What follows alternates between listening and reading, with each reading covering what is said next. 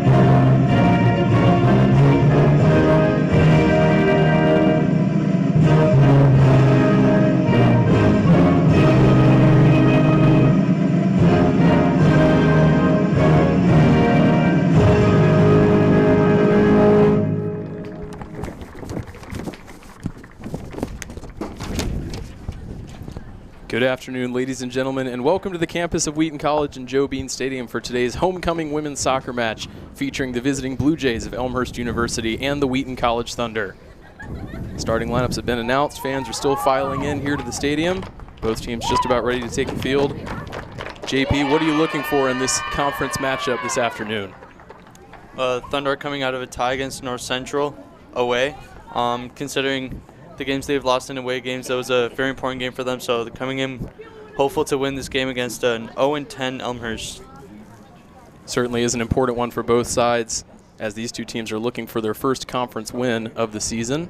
The Thunder have yet to score in conference play, dropping a 5-0 decision at Illinois Wesleyan last Saturday before holding the number 20 North Central Cardinals to a 0-0 draw in the midweek. Elmhurst have only scored one goal so far this season. They face a tough test today against a strong Thunder back line, including goalkeeper Lauren Ketchum, who's already won Defensive Student Athlete of the Week in the conference once this season. She might be up for that award again next week after a strong showing away to North Central on Wednesday night. Thunder in the home white strips, Elmhurst in the sky blue.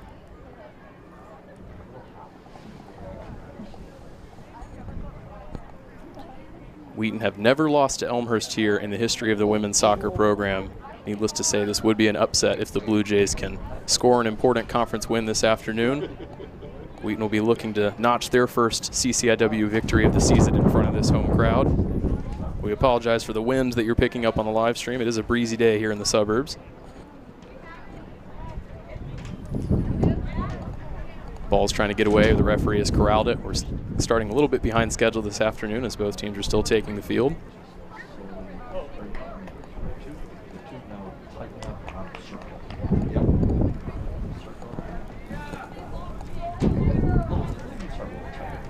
Goal scoring has been an issue for both these teams this year. Wheaton with 7 so far in the season, and as previously mentioned, Elmhurst just 1.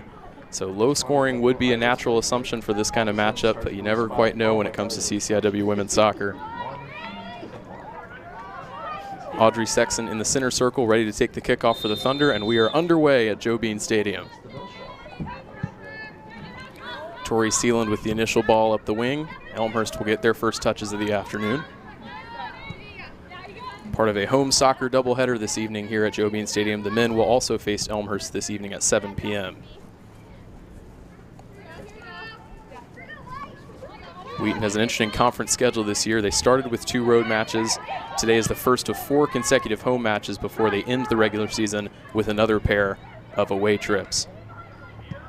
Here's Mia Blair looking to the wing for Maya Schoolman. It will be an Elmhurst throw. Oh my God. Hey Greg, there's like two. Go ahead, Justin. Be interesting to see how the wind plays a factor in today's matchup. Obviously, both teams are going to want to keep the ball on the ground this afternoon. Any aerial attacks might be thrown off by the weather conditions. That's a nice win in the midfield from Sealand. Here's Schoolman switching the play. Dangerous pass, but it does reach Morgan Beamer.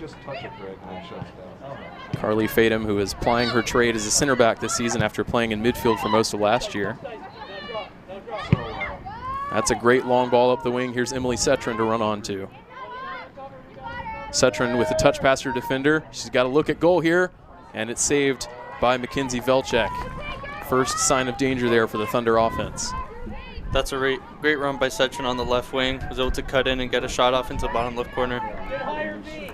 Velchek had to be quick to react to that one, diving down fast to stop the shot before it could squeeze underneath her. Encouraging sign for Wheaton early on as they look for their first conference goal of the year. Here's Victoria Medina on the near side, and Beamer spins out of play. It will be an Elmhurst throw.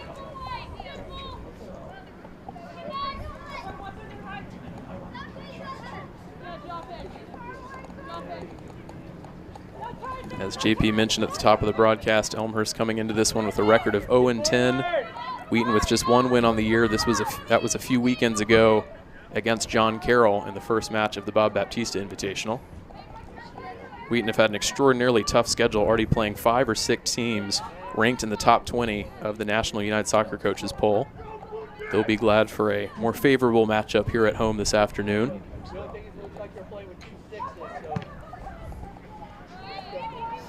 Miscontrol there from Elmhurst. It will be a Wheaton throw in the far corner.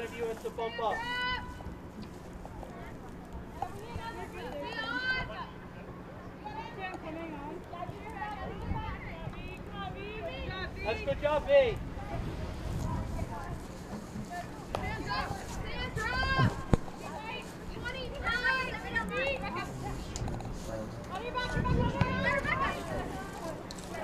Wheaton slowly trying to move their way up the field. A succession of throw-ins here on the near sideline.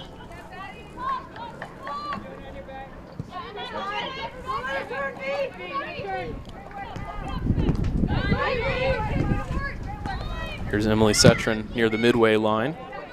Loose ball controlled by Rebecca Max. Morgan Beamer into the middle for Sealand. Good switch of attack here from Wheaton. Here's Mia Blair on the far side. Great ball through. Here's Sophie Lindquist. Bearing down on goal, the senior forward, Emily Setron, is free at the far post. She goes for goal instead, and it's another save for Velchek. That's a great pass by Blair to Lindquist. Miscalculated the cross a little bit. Setron was completely open on that left side. Sun's also playing a factor for the Thunder this first half. They've got the sun on their faces.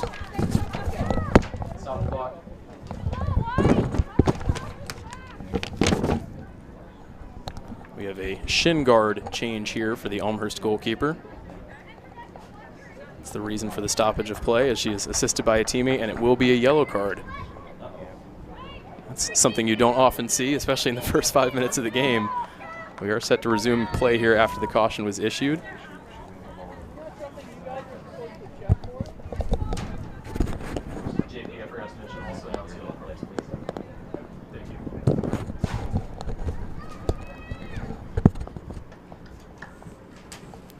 So will still be Elmhurst ball after the caution for their goalkeeper. As JP said before the stoppage, 2 good balls in behind from the Wheaton midfield, unlocking the defense of Elmhurst, caught high up the pitch. Wheaton weren't able to create a real goal scoring chance out of either one, especially the latter, but still some progressive play early on from the Thunder. Nice flick on header there from Max. Sexton looks up the field. The goalkeeper is way out. Just stranded there for a second. Lindquist almost nicked it off of her. That's a good win from Sealand, but she's unable to control it. And here's Olivia Trivedi, the goal scorer, only goal scorer so far this season for Elmhurst.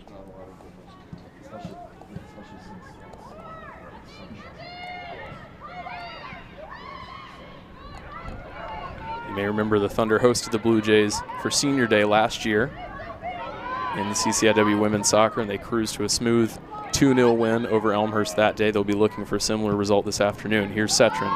Nice pass from Rebecca Max, who's gotten some good touches on the ball early on. Cetron cutting inside. She might fancy a shot. She does. It's on target, but a comfortable enough save for Velchek.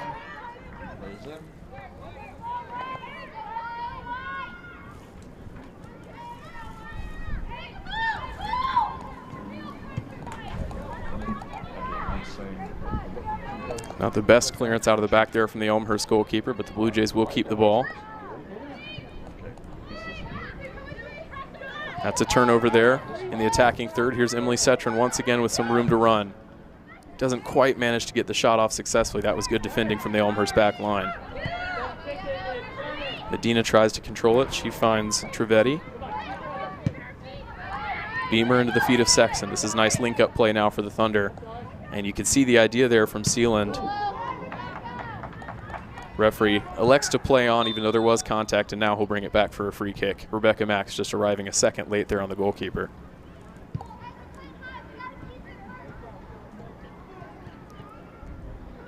Well, JP, it's been Wheaton, all Wheaton early on, it seems like. Yeah, Velchek seems to be moving up to her top third of the field just to keep that offense from coming in. There's no real connection between that Elmhurst defense and the midfield. It's kind of just staying in the offensive half for the Thunder. Another misplaced pass there from Schoolman. It will be a throw-in at the halfway line for the Blue Jays. And Wheaton playing on their home turf as the favored team. They'll be looking for that early goal to get the scoreless monkey off their back so far in conference play. Elmhurst coming into this one as the underdogs. The longer that they can keep Wheaton off the score sheet, the more they'll grow in confidence. Tables are turned from Wednesday night when Wheaton was playing that role at North Central as they held the favored Cardinals scoreless. I think actually on the blue and white sign is across the way. Straight down and hit the white line in front of you. Oh, really? Okay. Yeah, you can do that. That'll give you enough white. Okay, great. And then you do the white belt. Sophie Lindquist looking for Sealand in the middle. That's intercepted well by Trivedi. Elmhurst with the chance to counter. That was a nice ball up from Cassie Perez.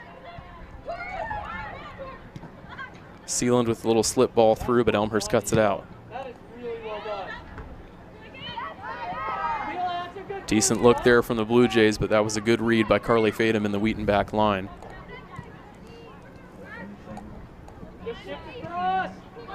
And here is Fadum again. Goes middle to Sexton. Yeah, I did. Leading scorer so far for the Thunder, despite playing in a midfield role. Another long ball over the top. You can see Wheaton's plan of attack early on just hasn't quite come to fruition yet. Yeah, those long balls are going straight to Velchek's hands. She's staying a little further up the box than the offense probably expected.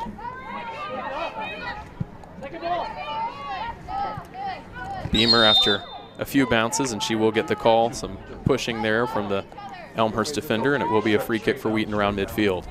Here? Good.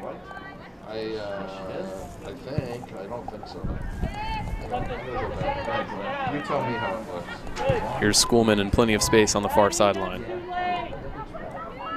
Sexton calling for it, trying to make the run in behind. Wheaton couldn't quite find her in time, but they will have a throw-in.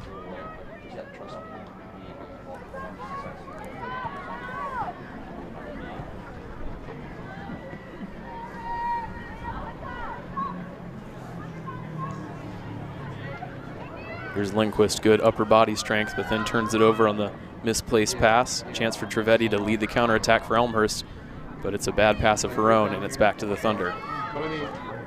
Fairly choppy start to this one. Wheaton with already a few looks on goal, but both teams struggling to form any long chain of possession. That's good feet there from Lindquist, and now Wheaton has some room to operate. I was just flipping The whole team moving into the attacking half of the field. Fadum was trying to find Setram, but the two weren't quite on the same wavelength that it will be an Elmhurst throw. Okay,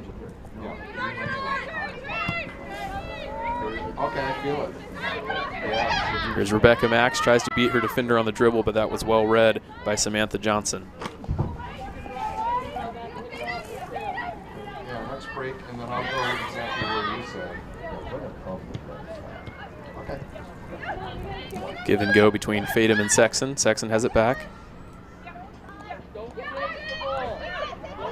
I think she was surprised with the amount of room that she found herself in as the defender left her on the turn. Flick header accidentally for Mia Blair, and the flag does go up. Sophie Lindquist was in an acre of space, and part of the reason was that she was offside. Elmhurst can breathe a sigh of relief after the senior almost stole in behind the back line to have a clear shot at goal. It will be another free kick for Velchek.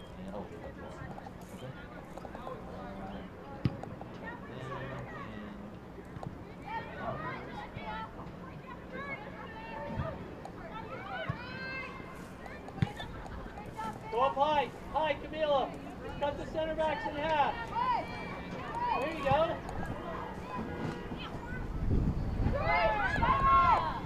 Mia Blair couldn't quite find Seelan, but it does find Fadum. Carly Fadum, a number of foraging runs forward out of the back line already for Wheaton. They're obviously happy to commit numbers forward to the attack, try to put Elmhurst under some pressure defensively. You know what I want to do? I want to go out into the sun and wipe off on one of the white shirts. Good strength from Sexton there. Wheaton keeping the ball. Sexton looking up for Lindquist. Plenty of contact there, but the referee says it was fair and we play on.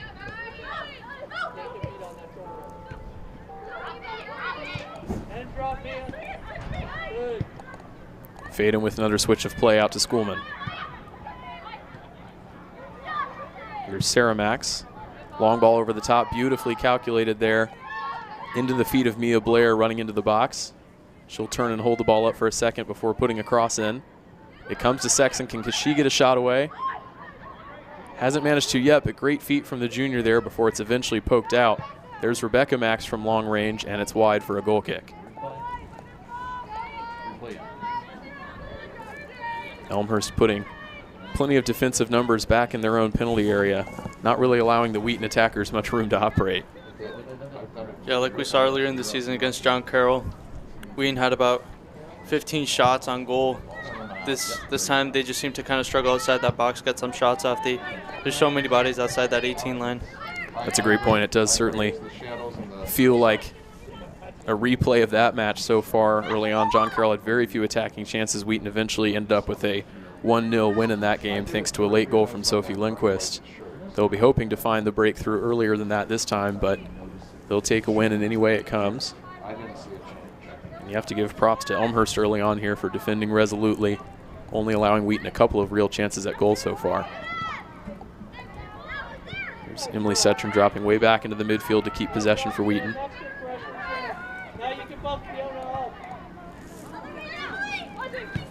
Morgan Beamer looking forward for Sexton. You gotta stay touch tight there, Fiona. Here's Sarah Max. This is good progressive passing here from the Thunder, keeping the ball, moving it up the pitch. Schoolman looking for Mia Blair, but she just led her a little bit too much with that pass, and it's booted out for a throw by Asinato.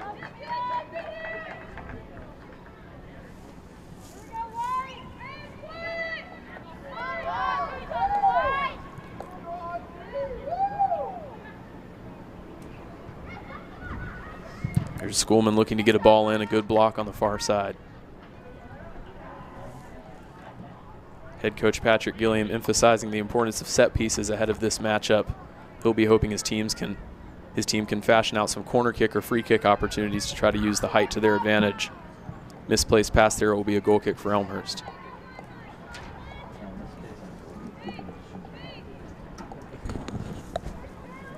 Are you going to then switch to the white shot? No, I would just stay here and she kicks it.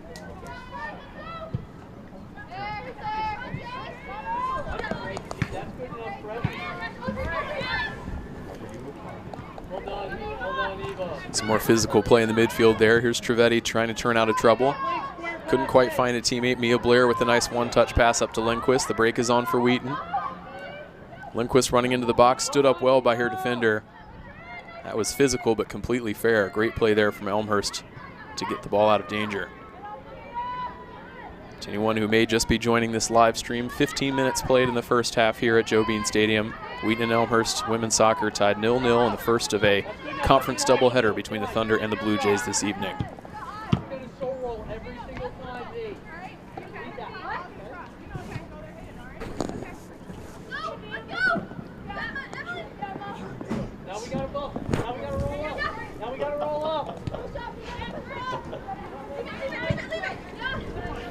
Never stay touch tight. Morgan Beamer putting it back into the center circle for Wheaton. Here's Tori Sealand. Wheaton once again moving it from left to right. That has been the preferred pattern of play so far for the home side in this one.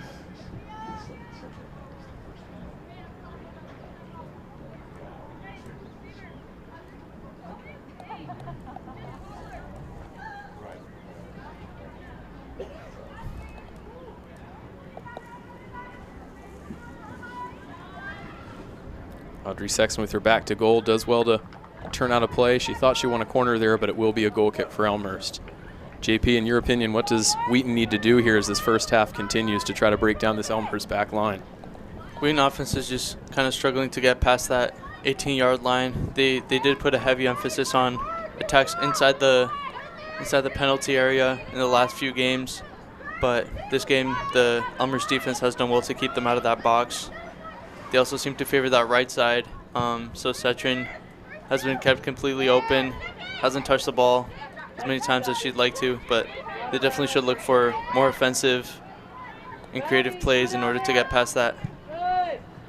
That's a good point. Emily Cetrin did look dangerous with a couple of runs and dribbles in the first few minutes of the match. It's interesting that Wheaton has seemingly decided to put all their attacks on the right side, as JP pointed out. She'll be hoping to get a little bit more involved as the first half progresses. Elmhurst trying to avoid giving up the corner kick, and they do. Here's Lindquist off the header. Picked up by Fiona Olsen in the Elmhurst midfield, and she kicks it out for a throw.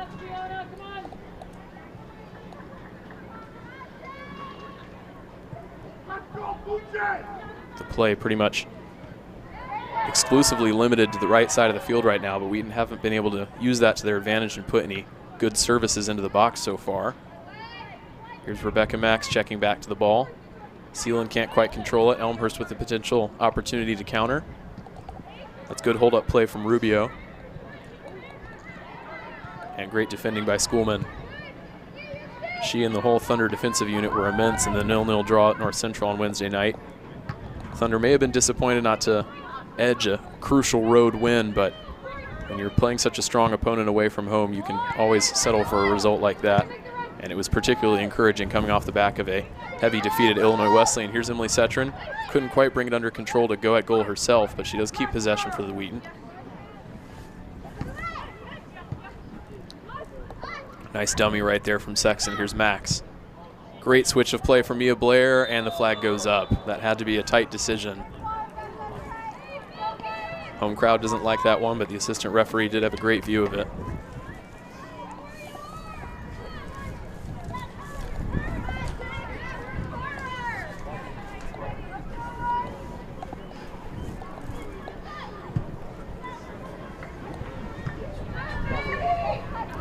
Good control there from Schoolman. Sealand lays it back for Sarah Max. Schoolman once again. That's asking a lot of Sophie Lindquist, even with the pace that she has. And it will be another Wheaton throw.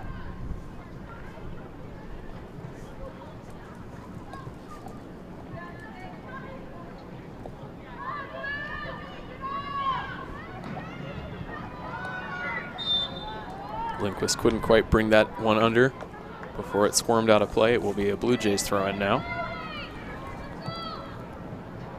Wheaton doing a little bit better of a job in the last 10 or 15 minutes just to keep the ball, not make silly turnovers, and trying to build on some possession that they've enjoyed in the early stages. But Elmhurst have done very well in the chance in the prevention of chance creation department so far, not really letting Wheaton get any opportunities at goal. Mia Blair with a nice turn. Here's Tori Sealand looking to get a ball into the box for Rebecca Max. That's beautifully gathered by Max. Shot is blocked. I believe that was Johnson. Yes, that was Samantha Johnson blocking the shot there for Elmhurst. One of the better looks Wheaton have had in the last few minutes. It was good play all around. Here's Beamer. Little touch off Cetrin. Looks like it will run out for a goal kick. Maybe not, because Rebecca Max refuses to give up. Bodies her defender off the ball. Now she's running at the byline, and it will be a Wheaton corner kick. That was excellent perseverance from the senior forward. Corner kick, Wheaton. Perseverance pays off for Rebecca Max. That did not look like any sort of chance for the Thunder going forward, but she made sure to keep that in play and eventually win a corner. And here's the first good set piece opportunity for the Thunder. Morgan Beamer to take it. It's a great ball in, looking for Sophie Lindquist, but she couldn't get a touch on it before it bounces away.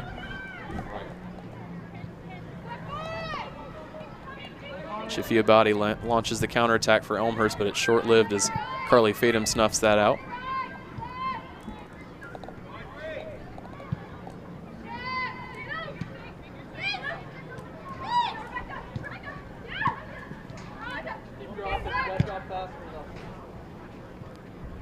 Flag will stay down for Sophie Lindquist. That was a nice switch from Max. Lindquist dribbles it back just to keep possession. Here's Fadum driving into the midfield. Nice look for Emily Cetrin. Is she going to be able to get there in time? She is. It's good pace there from the freshman, but even better defending from Johnson. Here's Morgan Beamer collecting the loose ball. And now it's eventually half cleared, but it will come up to Fadum. Wheaton stays on the ball. Tori Sealand looking for options. She elects to switch the play to Schoolman.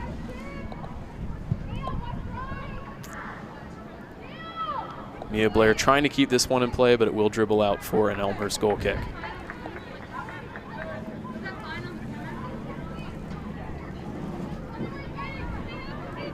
So not quite the lightning fast start that Wheaton may have been looking for in this one. They haven't been able to grab that early lead. Good news, JP, is that defensively, Wheaton haven't had anything to worry about so far. Our backline is doing a great job of distributing the ball. It's just the issue of getting inside that box and getting shots off. We saw earlier Max with the great hustle to get on that left side, which we also saw with one of Cetrin's few plays into the box that we've seen, which was the closest attempt shot on goal and blocked. So they might be looking to play more on that left side, but our defense is doing a great job of mitigating what little attack Elmhurst has performed this first half.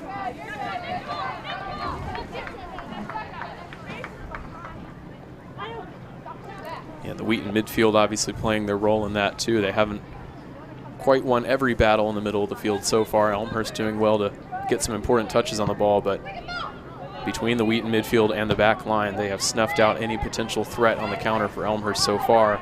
Lauren Ketchum,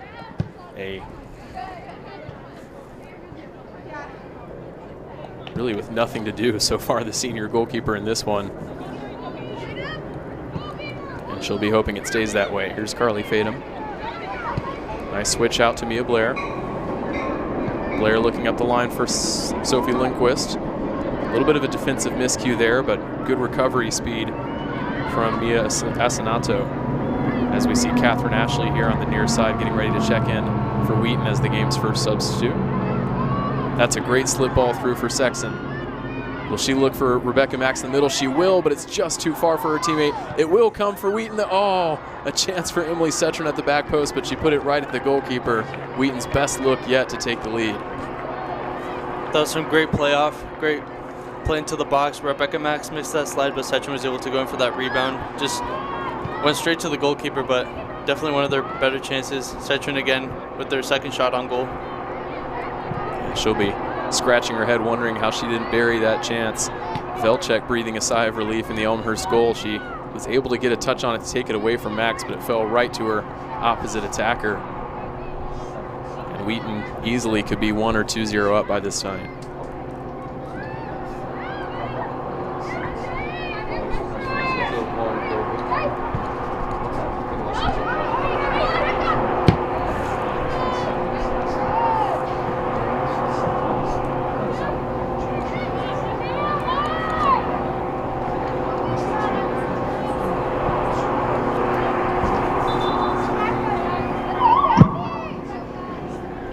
for Wheaton, number 24, Catherine Ashley. So as mentioned, Catherine Ashley comes into the game for Wheaton. Looks like she will take up a central striker role in a straight swap for Rebecca Max, who put in a quality shift in the opening minutes here in Wheaton.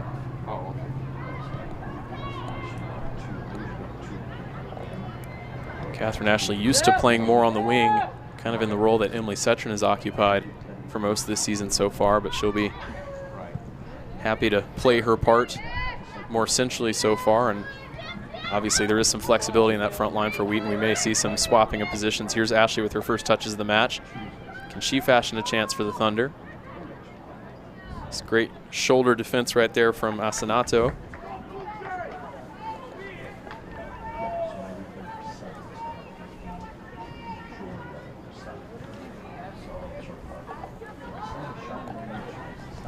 Just under 20 minutes left to play here in the first half in the suburbs. Still 0-0 between these teams. Gabriel Woodowis, I'm your play-by-play commentator for today's broadcast, joined by JP Rodriguez on color commentary. Both of these sides looking for their first conference win of the year. Elmhurst coming in with a record of 0-10. Wheaton 1-1 in conference play. Excuse me, 0-1-1. Dropping their conference opener to Illinois Wesleyan before drawing with North Central in Naperville a few nights ago. Here's Catherine Ashley with some nice footwork. Great ball into the box, nearly found Sexton. It will come for Wheaton, and that was a chance for Mia Blair. She put her whole leg behind that one, and it just bounced up at the worst possible time. Yeah, that was a good clearance by the defense. Mia Blair just couldn't calculate that bounce off the ball, but another great chance by the Thunder. 18 minutes left. There should be 1 or 2 goals waiting in there. You could see what Blair was thinking with that chance, trying to steer it into the top corner off the bounce. Not an easy finish, even if she was relatively unmarked at the top of the box. And another dodged bullet there for the Elmhurst back line.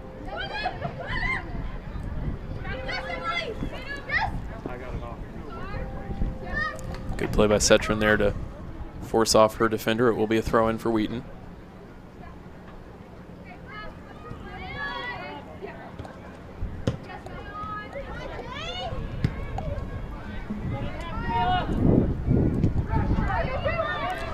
Misplaced there from Sarah Max. Here's Shafia Badi.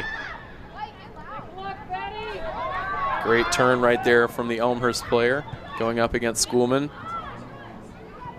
That was the best Elmhurst have looked going forward for the last few minutes, but Morgan Beamer snuffs it out. Johnson back on the ball now for the Blue Jays. Good ball into the box. Ketchum thought about coming for it. She ultimately didn't have to as it bounced over everyone. Good marshalling right there from Schoolman not to let Shafia Badi get her head on it. Elmhurst getting ready to make a quadruple change on the sideline below us. And that's a good boot there from Sarah Max. You see the effect that the wind is having so far. That ball just dropping.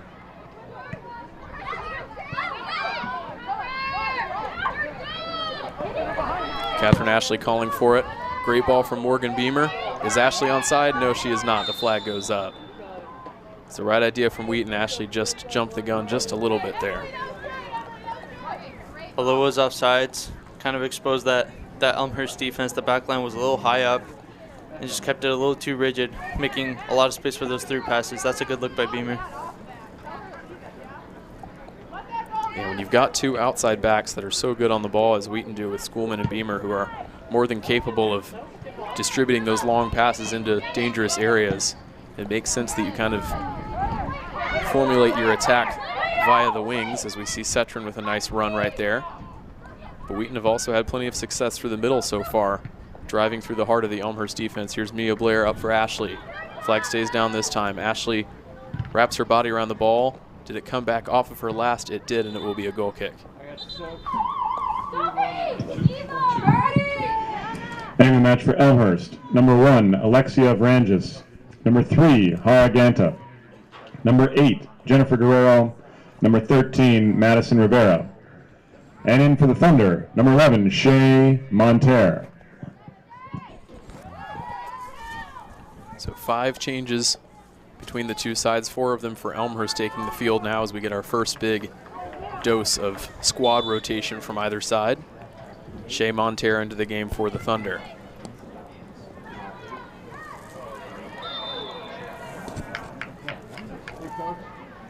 Pretty good turnout here at Joe Bean Stadium this afternoon, as you'd expect on this homecoming weekend.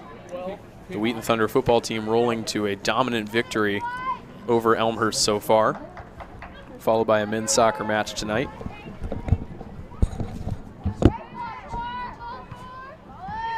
Crossing outside the box.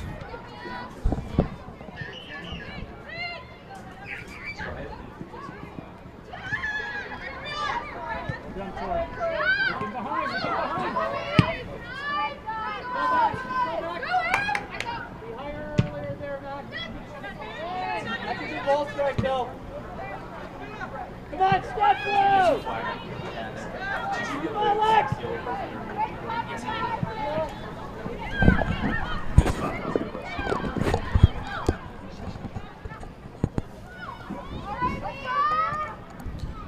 Number 1, Alexia Vranges, listed as a goalkeeper for the Elmhurst women's team, but she is playing in the field now for the Blue Jays.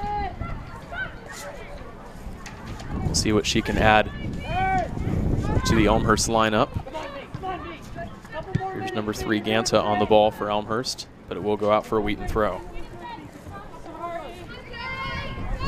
That's Elmhurst's second offensive attempt. They've done pretty well up to that point to lay off the ball to their wingers. Just a matter of getting a touch on the ball, playing it down to the striker. Both teams searching for that final connection to try to create a real good goal-scoring opportunity. Wheaton have had 2 or 3 of them so far in this first half. Haven't quite been able to apply the finishing touch. Emily Setrin just inches offside there. Another tight call for the assistant referee on the far sideline. It's a great look by Sealand. That midfield has been doing a great job of sending through balls to strikers and the wingers. Yeah, and sometimes on those offside passes, you can blame the person on the ball. Sometimes they dwell on it too long and they're not releasing their fellow attacker quick enough. But I think in this case, the Wheaton attackers are just timing their run just a second too soon, not quite staying in line with the defensive unit of Elmhurst. These are some great balls over the top, as JP said. That's something that comes with repetition. Eventually, these Thunder frontline players, you have to imagine, are going to time those runs to perfection. They may be in on goal.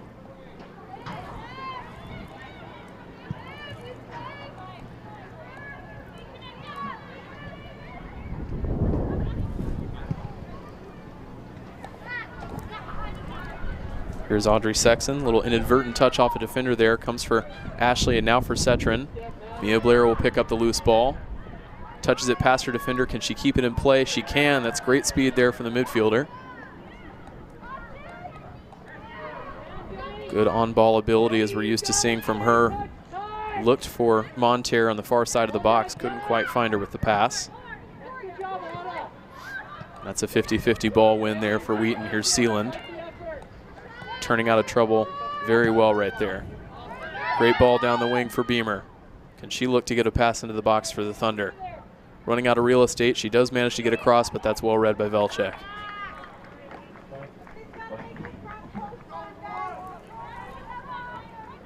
Another enterprising run forward there from a Wheaton outside defender. Good read there for Fatum out of the back line from the Thunder. Sealand up for Blair. Nice touch around her defender, trying to find Catherine Ashley, but just left a little bit to be desired on the pass. 2 Elmhurst players getting each other's way there, but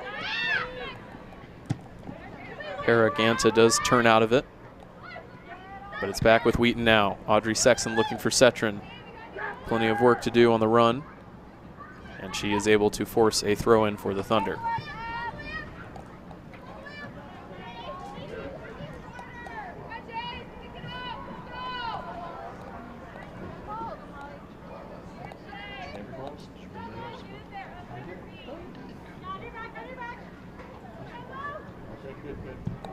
Morgan Beamer with a great ball across the face of goal. Not the most convincing touch from Elmhurst there. It will come out to Carly Fatum. Loose touch from her, but she is able to corral it and push it on to Tori Sealand, who will launch one from long distance. We've seen her score a number of those trademark long distance goals for the Thunder in recent seasons. Couldn't hit the target there. And for lead number 10, Molly Thorne. Coming up in the final 10 minutes of this first half of play in Wheaton, Illinois between the Thunder and the Blue Jays. Still looking for the game's first goal as both these teams look for their first conference win of the season. That was a hefty header there from Tori Seal, and the flag stays down. Molly Thorne just into the game. She's immediately in and almost scores a wonderful goal with just about her third touch of the match. Keeps the ball in play here, Shea Monterre. And it is in. A goal for the Thunder. Catherine Ashley with the decisive touch. And Wheaton have the breakthrough they were looking for. That's a Wheaton goal by number 24, Catherine Ashley. That's a great play by the offense. Molly Thorne with that great play into that bottom left corner. Volchek wasn't able to get both hands on it, went off the side. And Shea Monterre with a great cross into Catherine Ashley. Ended up being a bit of a scrambled finish there for the Thunder in front of Heading for Elmhurst, number 27, Alexi Littman. They will not complain about that. They all count the same. And that one feels good for Wheaton as it is their first conference goal of the season.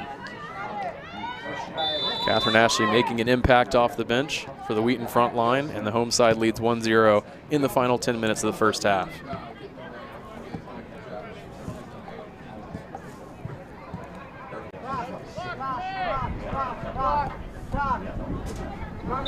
Abby clocks.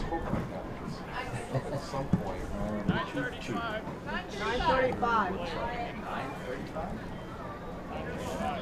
9:35. Issue with the clock here, so we will have a small stoppage of play. 9:45.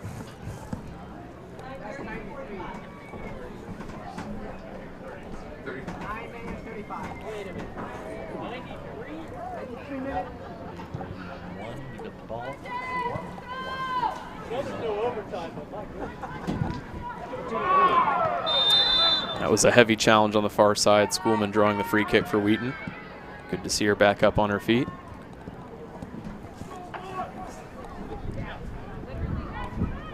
Goal coming at a crucial time in the latter stages of the first half for the Thunder. They'll be glad to have a first half lead, but there is plenty of time left for them to either double that advantage or for Elmhurst to try to strike back. Here is Molly Thorne. She's onside.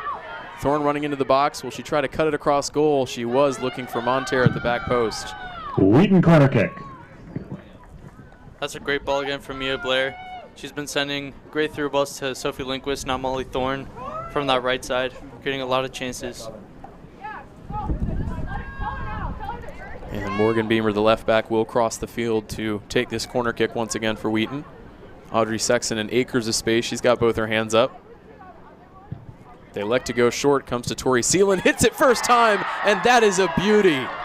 Pick that out, Tori Seeland. 2-0 for the Thunder. That's another Wheaton goal. Number 17, Tori Seeland. Designed play from the corner kick. I talked about it a few minutes ago how Coach Patrick Gilliam was emphasizing these opportunities for the Thunder today, and that one worked a treat. He will be thrilled as we see the little celebration dance there from Beamer and Seeland. The two defensive players combining for an excellent goal, and Wheaton will be so glad to have that 2-goal cushion heading into halftime.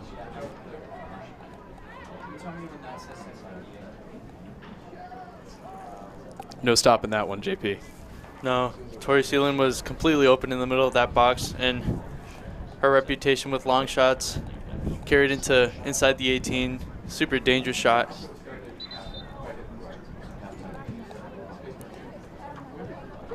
Mackenzie Velchak had been solid for the first 30 minutes of this game.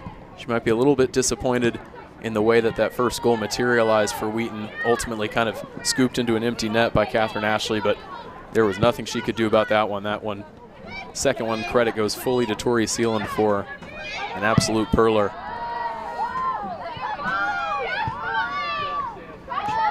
Here is Velchak looking to play out of the back. A little bit risky, but does well to clear the danger before Ashley could pounce.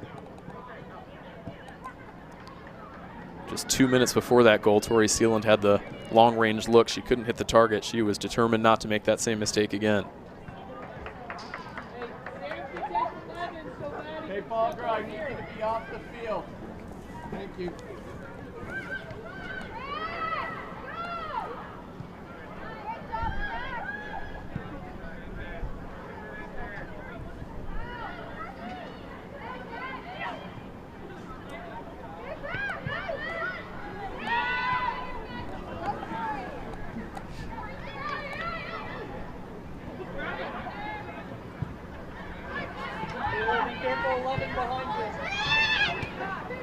Yep. Good job, Sam. Get there, Camila. That's good work, Camila. Really good work. Here's Shea Monterre running at the byline, and she's unable to knock it off of the defender for a corner kick. It will be an Elmhurst goal kick. As Wheaton continues to push forward, they are not satisfied with this 2-goal lead. They're looking for a third before the intermission. JP, we haven't seen a whole lot of Elmhurst going forward. That's mostly due to the staunch defending by the Wheaton backline. But what do the Blue Jays need to do in the second half to try to get their way back into this contest? Well, we saw it once or twice in this first half.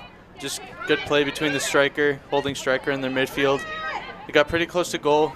Didn't get a shot off, but they should definitely get more play on the offensive side of the half before that Thunder backline gets to them.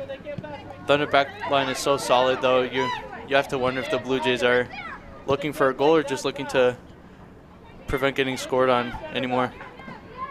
It is a tough position to be in, really, for both sides. The old adage in soccer is that a 2-0 lead is the hardest one to defend, so Wheaton can't get complacent in the second half of play here. They might be looking for 3-0 here as Monterre collects it, rolls it back for Beamer. First time cross, can't find a teammate. But as JP pointed out, just as Elmhurst will be looking to score a goal of their own, they'll also be trying to keep the door closed at the back. They don't want this to get out of hand before too late. Audrey Sexton with some tidy feet there on the edge of the box. Carly Faden being urged to shoot by her teammate. She goes for it, and it's straight at Velchek.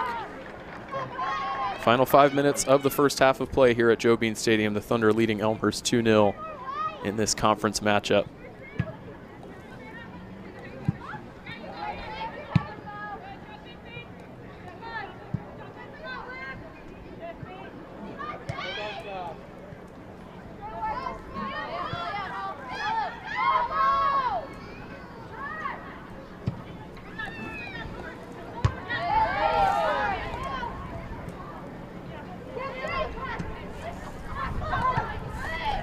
Good layoff there from Thorne.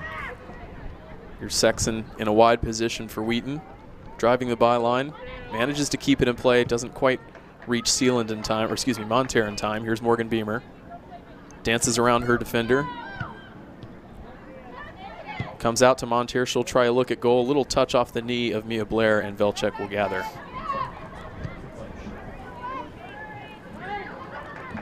Despite that 2-goal lead, Velchek has done well to position herself to stop any crosses or shots from happening. Not scared to impose some presence further up the field. Yeah, I have to agree with that. Her positioning so far has been largely flawless. Wheaton doesn't have a whole lot of room to operate in the penalty area because Velchek is so quick off her line, as we see it again here. Lauren Walmer getting to check in. She's hoping to check in for the final few minutes of this first half. We'll see if the ball goes out of play in time. Well, conference goals are like Chicago taxis for the Wheaton Thunder. They wait for ages for one to come along and then two arrive at the same time. They'd be more than happy with the 2-0 lead on home soil. That's a uncharacteristic bad pass there from Lauren Ketchum, but Wheaton survive. Good recovery there from Sarah Max. That's a great turn from Mia Blair, fashioning that space for herself, looking forward for Molly Thorne, but it's well read. Well done, Mia. Mia Asinato. Hefty switch of play there and controlled beautifully by Camila Rubio. Mila, turn and go forward. Long ball up ahead, and it will bounce through to Schoolman. She doesn't wait around to find out what would happen if she didn't clear the danger there. Here's Catherine Ashley.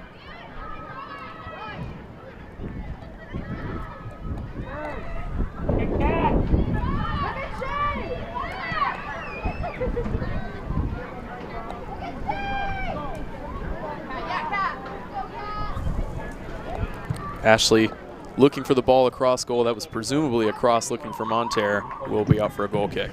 Entering the match for Wheaton, number 5, Lauren Walmer. Walmer. 2-minute cameo for Walmer here as she replaces Sexton, who has put in a shift in the midfield so far for Wheaton in this first half. Does look like it will be a 2-0 scoreline going into the break. We'll see if there are any last-minute fireworks for either side. Wasn't the best goal kick there from Velchek, and Wheaton will collect it. Good ball from Mia Blair, who's been superb in this first half. Here's Beamer with the touch around her defender. Comes to Monterre. Just took a little bit too long on the ball, but she is able to win a corner kick. One last chance here for the Thunder to triple their lead before the break. Wheaton corner kick. That's a good ball in from Beamer. Found Sealand again on the volley. Couldn't quite connect this time. You'd think after that first time, Sealand would have some players on her, but again, she was almost completely open. The Elmhurst defense seemed to focus a little more inside the penalty area, giving a lot of space outside. If her first finish was tidy, that one would have been spectacular. About 15 yards out on the volley coming in from the corner kick. That's a painful one. It will be an Elmhurst free kick. No, excuse me, it will be a Wheaton free kick as the two players came together in the center circle.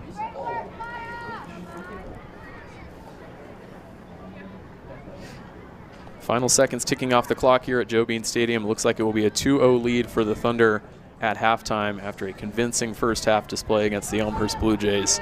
And Wheaton are 45 minutes away from picking up their first conference win of the season. Here's Catherine Ashley. Nearly fell for her. It will run through to the goalkeeper, and that will be the final action of the first half.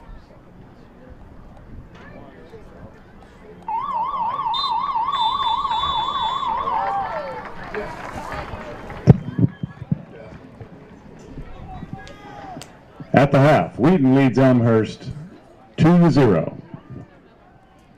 So that'll do it. As you heard our PA extraordinaire John Panner announce it. 2-0 at the half for the Thunder. We will take a 15-minute break for halftime, and we'll be the bathrooms are located second half of play from Joe Bean underneath Stadium. the grandstand.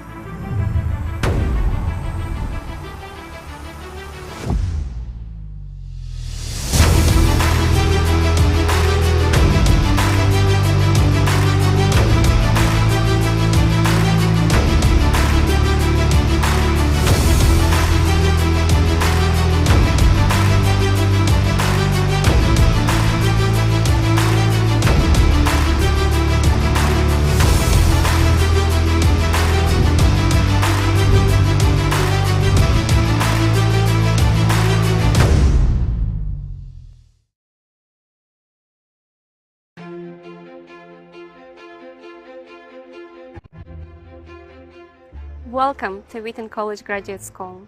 Wheaton College was established in 1860, and our first graduate programs in education and theology began in 1936 and 1937. Since then, the graduate school has expanded to offer more than 20 degrees and certificates, attracting faculty experts and dedicated scholars from around the world to learn, live, and lead for Christ and His kingdom. Wheaton College is located in the town of Wheaton, Illinois. Campus is just blocks from Wheaton's beautiful public library, restaurants, coffee shops, shopping district, and French market. The Illinois Prairie Path leads to a range of gorgeous parks and forest preserves.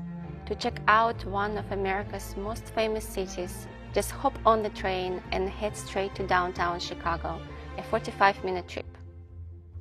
Our oldest building on campus, Blanchard Hall, is named after the college's first and second presidents, Jonathan Blanchard and his son Charles. Jonathan Blanchard was an active abolitionist in his day, and this building has been verified as a stop on the Underground Railroad. Blanchard is home to the Wheaton College administrative offices. This building also houses the MA in Teaching program. Built in 1960, Edmund Memorial Chapel is home to Undergraduate Chapel. Buswell Library contains study spaces, the Writing Center, a lounge, public computers, and our main stacks. At Buswell, several subject librarians, ESL, and writing consultants provide expert research and writing assistance. The Marion E. Wade Center is Wheaton's museum and archive dedicated to C.S. Lewis, J.R.R. Tolkien, Dorothy L. Sayers, and 4 other famous authors.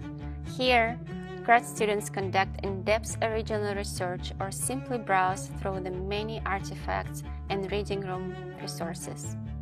The Student Services Building holds Wheaton's state-of-the-art Center for Vocation and Career, the bookstore, and also houses the MA in Humanitarian Disaster Leadership and the Humanitarian Disaster Institute. The Krauser Sports Complex is an 8,000 square foot building featuring a fully equipped gym and weight room, a swimming pool, indoor running tracks, basketball courts, a climbing wall, and studios where you can take classes like Zumba and yoga. Wheaton's food service is consistently rated among the best in the nation. The Todd M. Beamer Center is home to Sam's Cafe, The Stoop, a favorite place to get a special graduate student discount, and Wheaton's Anderson Commons Dining Hall. The Billy Graham Hall is named for the late evangelist and Wheaton College alumnus Billy Graham. Commonly referred to simply as the BGH, this building is the heart of Wheaton College Graduate School and home for most of our programs, offices, resources, and classrooms. The 5th floor is home to the programs in the School of Biblical and Theological Studies, BITH, or BTS for short. BGH 5 contains an impressive display of biblically themed art featuring Wheaton's own resident arts faculty and such notable names as Albrecht Dürer, Rembrandt, and Sadao Watanabe. You will also find an archaeology museum and exegesis research resource room. Here in the lounge, BIS graduate studies students and faculty enjoy fellowship and special events, and students study and collaborate. This floor is also home to the Wheaton Center of Early Christian Studies. BGH 3 houses the School of Mission, Ministry and Leadership, MML for short. Here, you will also find Buswell Library's Evangelism and Missions collection, college archives and special collections, as well as the Wheaton College Billy Graham Center archives. Beyond the classroom, grad students come here to explore the history of Christianity, evangelism, and intercultural studies.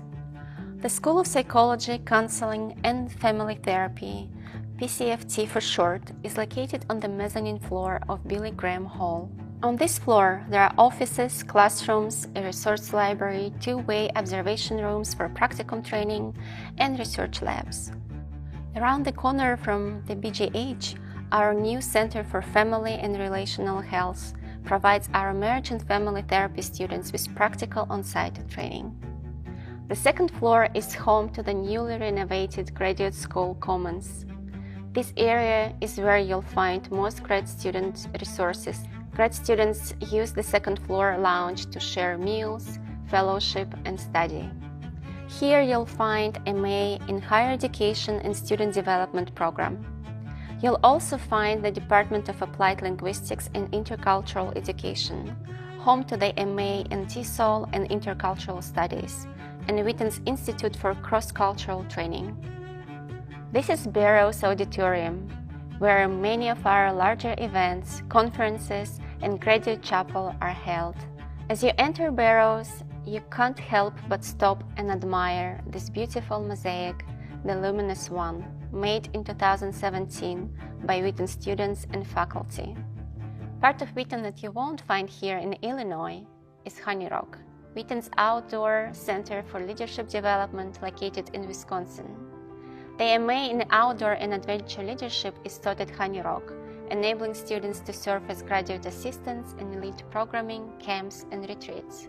Grad students from the main campus enjoy fall retreats at Honey Rock. Thank you for joining me for this campus tour. Find more information about our programs, admissions, and financial aid at our website, wheaton.edu. We look forward to seeing you here soon.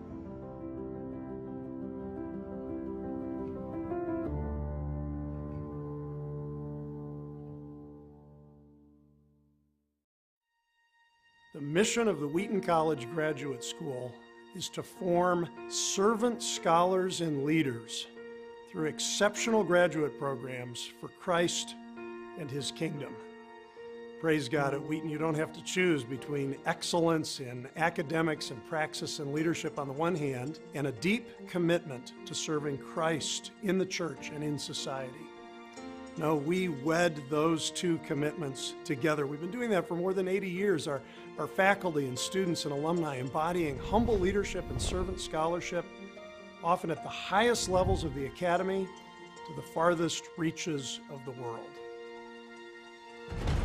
At Wheaton, our more than 20 degrees and certificates deliver an outstanding Christian graduate educational experience, one built on an enduring model of adventurous thinking that integrates both quality academics and profound faith. Only at Wheaton will you find the first graduate program to emphasize both humanitarian and disaster preparation with a focus on faith-driven leadership. The first professionally accredited marriage and family therapy program in Illinois to offer community services and hands-on student training with its own faculty-led clinic. A master's degree in theology whose alumni place in the top-tier PhD programs, and that offers a partnership with the Center for Pastor Theologians to integrate theology into the ministry of the local church. Wheaton offers an unparalleled journey, cultivating a diverse community where students actively integrate their faith with excellence in learning, service, and leadership. In our Graduate Student Life Office, we build belonging with a variety of events throughout the year, including Grad Chapel, diversity panels, prayer meetings, and fireside fellowship. We provide resources and support for international students and students of color, cultivating an environment where together we most fully reflect the image of Christ and His kingdom. We facilitate student leadership by offering on and off-campus service learning partnerships and outreach opportunities that integrate Christian thought and action. Plus, our location just outside Chicago puts the world at your fingertips. Everything from world-class entertainment and the arts to the chance to put your learning into action in servant leadership roles.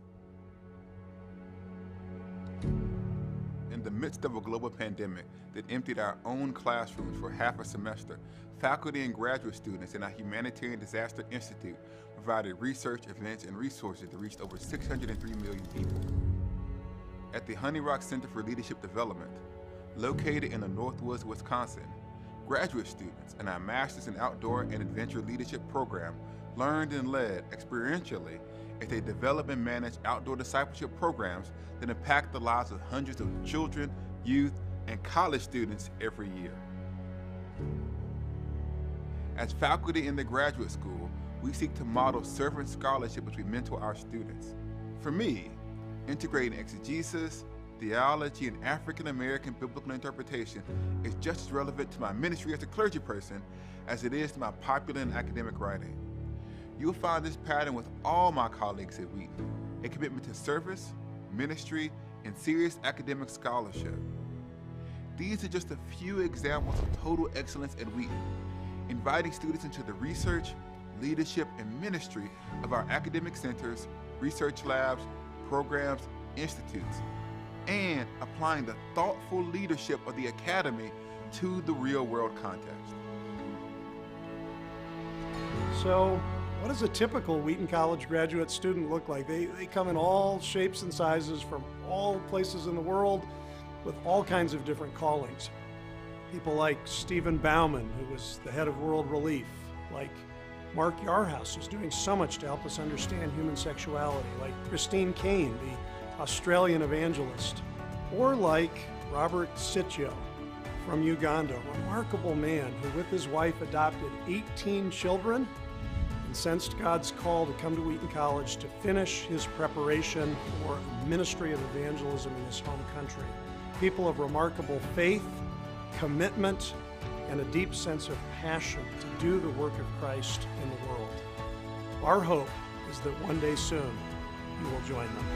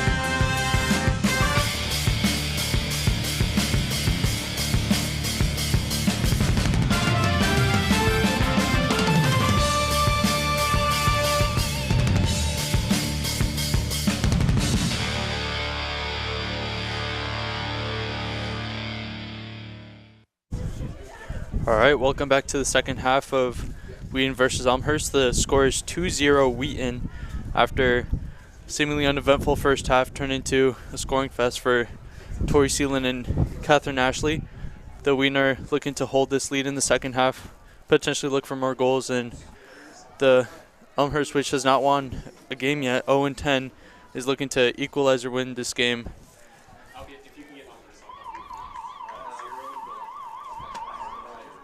Both teams getting ready for second half kickoff.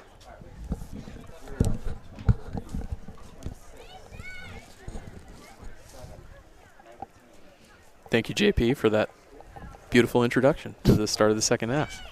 Thank you, thank you.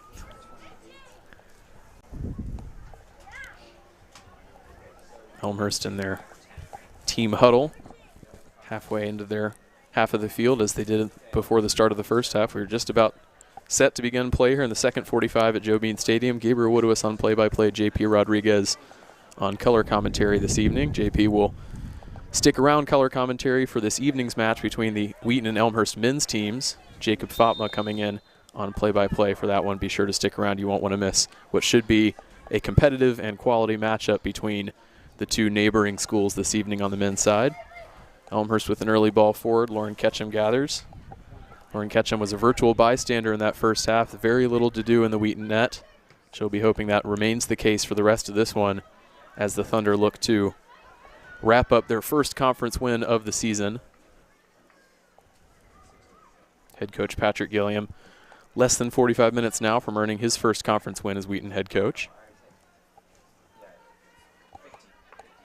And it would be a real week of confidence boosting for the women's program coming off of a solid 0-0 draw at number 20 North Central on Wednesday night to then turn around and earn their first conference win in their home opener here.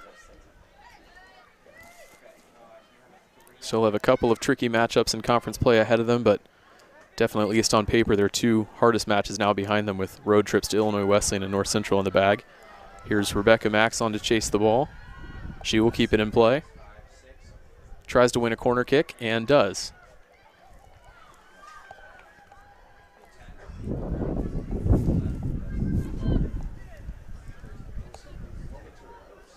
Green now has the sun at their backs. First half we saw a few of our strikers struggling to catch those long balls coming in from the Elmhurst defense just because the sun would be in their eyes. They'll have the advantage this half. Tori Seeland unleashing one, and just for a second, it looked like it creeped onto the crossbar. Velchek was confident. She hardly moved a muscle. That one just floating up above and out for an Elmhurst goal kick. Seeland is feeling it from long range today, already the third or fourth attempt for the senior midfielder.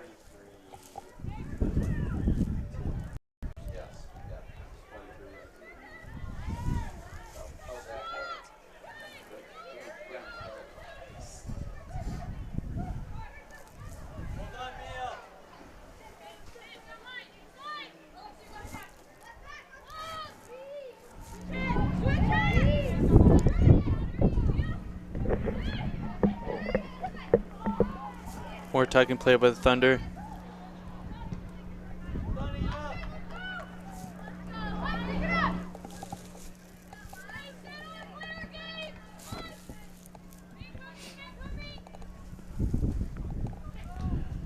No reason to rush things now if you're Wheaton, moving the ball forward with a comfortable 2-0 lead. If they'd not found the back of the net in the closing stages as they did, we'd be in for a different story with a 0-0 scoreline here in the second half. But now they have the advantage, and they will be happy just to possess the ball as much as possible and slow things down, not allow Elmhurst to create any good chances for themselves.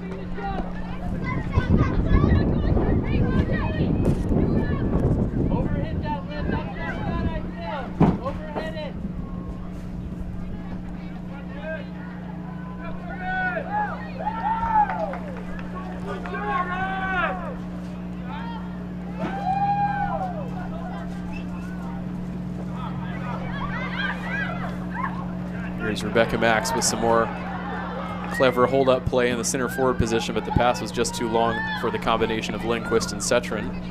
And it will be a gather for Velchek in the Elmhurst goal. We were informed pre-match that she is likely to change shirts and come into the field at some point for Elmhurst. She has done that previously this season. We'll see if that pans out. Barely put a foot wrong in that first half performance, especially with regard to the second goal for Wheaton. Here's Mia Blair on the near side, trying to get around her defender, put a ball into the box.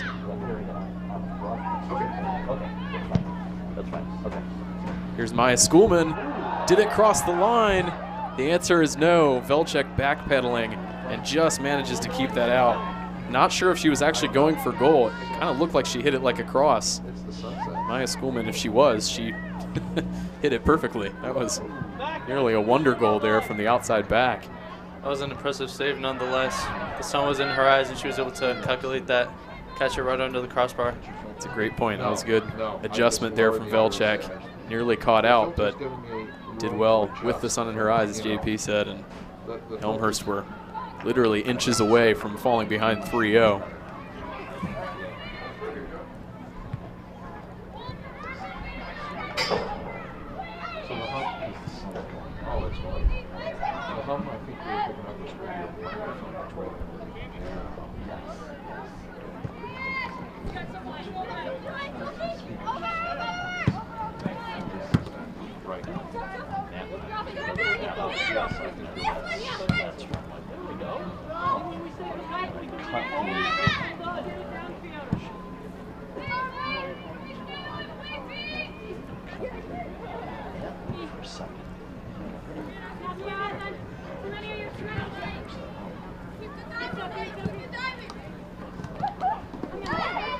Monteiro skips through the challenge. Referee plays advantage. Wheaton will keep the ball here. Carly Fadum looking up for Cetrin.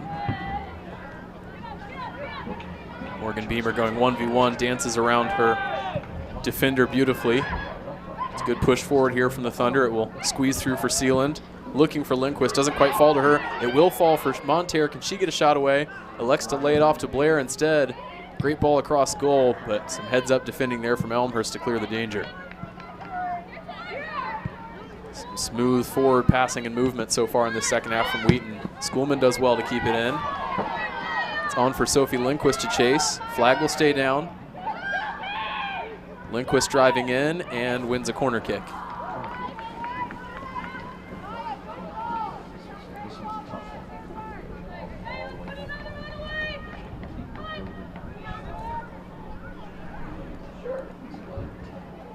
Both times we've seen corners from the Thunder, we've seen Thunder corner kick. A dangerous touch off inside the box.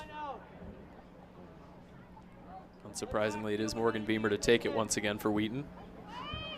Once again, short roller on the ground. A little miscommunication there. I think Cetrin and Sealand were leaving it for each other. Sealand will boot it back out in the direction of Beamer. It's intercepted well, but it comes back for Cetrin. Bouncing around in the box now. Elmhurst trying to clear the danger. Here's Varangi's on the ball.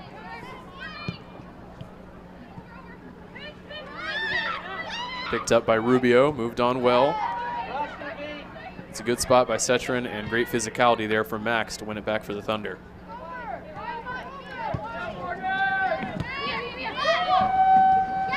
Mia Mia Blair with a tidy turn, trying to release Lindquist down the near sideline. Asinato will win the foot race, and she will see it over the line for an Elmhurst goal kick.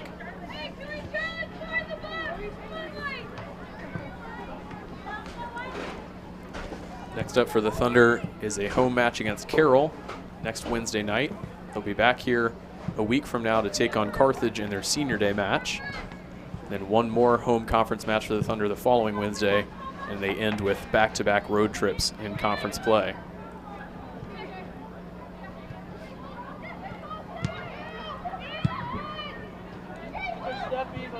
Ball over the top, that's well read by Sarah Mack. She has hardly put a foot wrong today in the Wheaton back line.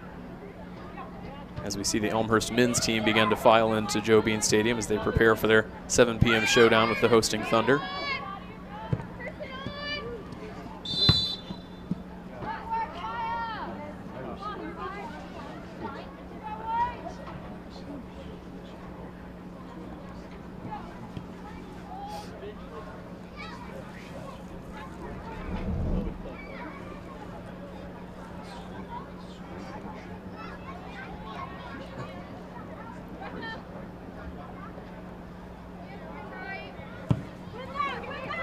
Boot up from Schoolman. Here's Asinato trying to keep it in play. Didn't quite manage to throw in at the halfway line for Wheaton. Just feel that if Elmhurst are going to find a goal and a way back into this match, it's going to have to come soon.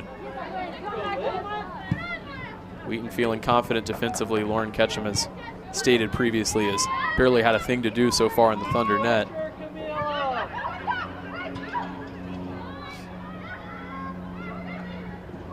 Nice cut inside from Beamer. She's been very strong on the ball today. Couldn't quite find a teammate there, but it will go out for a Wheaton throw.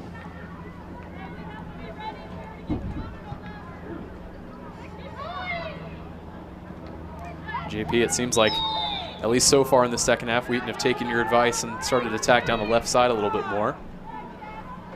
Yeah, they've also played a lot on the right. They're diversifying a bit. We can see the first half, it was kind of limited to one side, no shots from the outside. Barely any successful crossings that we saw, but we've had a few successful in the second half. Definitely looking for a third goal here.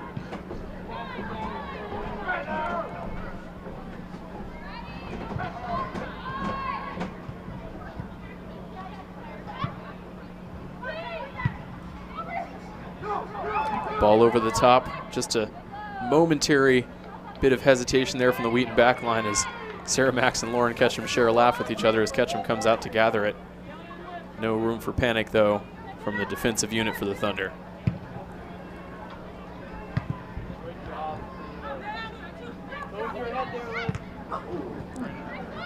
It's a ball into the face there that Trivedi took. Does well to get up and keep running. Inadvertent, of course, from Rebecca Max. Trivedi now with the touch to Sarah Max. Nice ball up ahead for Cetron. Wheaton with a chance to counter. Here's Monterre shifting it out wide for Blair with room to run. Nearly split the back line there looking for for Rebecca Max. Couldn't quite find its intended target. Here's Vranges at the other end for Elmhurst. Into Rubio in the middle. Back for Medina. A little bit of a slice pass, but Elmhurst keep possession. This is Madison Rivera on the far side for the Blue Jays. It's a great step out there from Fadum for Wheaton. It will be an Elmhurst throw.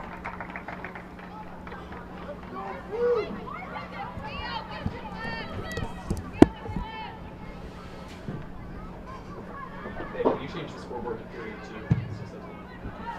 Thank you.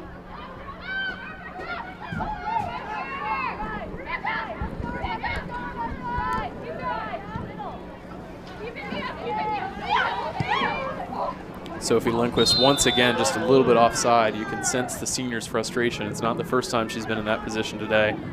Assistant referee is calling a tight line. Lauren Walmer once again getting ready to check in for the Thunder. She had a brief cameo at the end of the first half.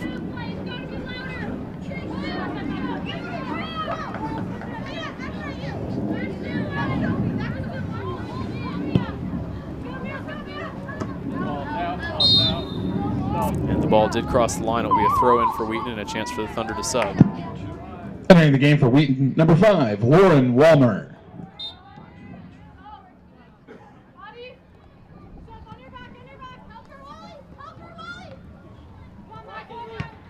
Schoolman steps in front of Ranges to boot it up the field. Collected there by Trevetti, but given away. Here's Walmer, beautiful ball through for Rebecca Max. She is onside, flag stays down. Max running in, 3-0 to Wheaton. Clinical finish from the senior.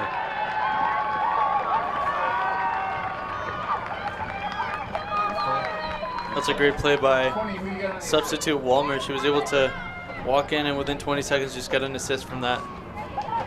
That's a good run by Max too, finding that space between the defenders. Good finish in the bottom left corner.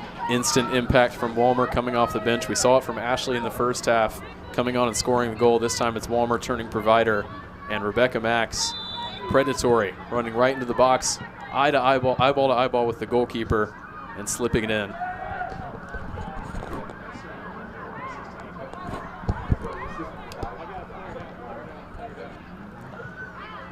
Max on the goal. Kick it out! Kick it out! Kick it out! Kick it out! Yeah, I was just gonna say. I forgot. That's not gonna. Stop the clock. Clock. Stop it. Brief stoppage here as an Elmhurst player is treated for an injury. Just over 30 minutes remaining here at Joe Bean Stadium. Your commentators, Gabriel Woodowis and JP Rodriguez, for this CCIW women's soccer match. Just minutes ago, Rebecca Max tallying what I believe to be her first goal of the season, further extending Wheaton's cushion in this one as they close in on their first conference win of the year. We will step aside for just 1 minute as this injury is treated on the field. We'll be back in no time for the remainder of this one.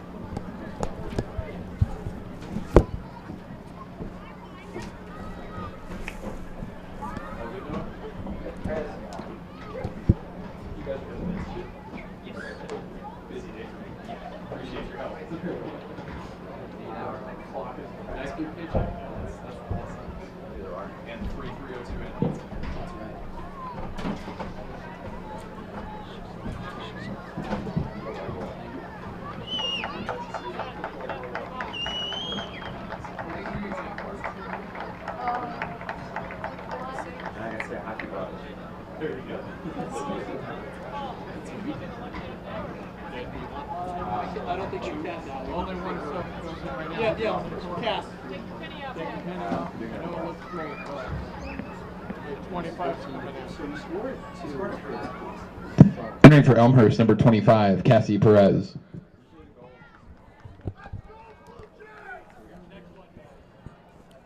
Play set to resume here after a substitution change for Elmhurst. Number 25, Cassie Perez, coming into the game for the Blue Jays. They have another player standing up on the halfway line. I don't think the referee is going to have her check into the game right now.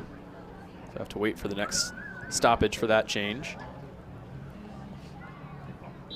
Ball will be dropped for Elmhurst, and Samantha Johnson will turn it over right off the drop ball. Comes back to Wheaton. Here is Tori Sealand, the scorer of Wheaton's second goal today, releasing Emily Setron to hop on her bike down the far side. Freshman running onto it, and it will be a corner kick for the Thunder.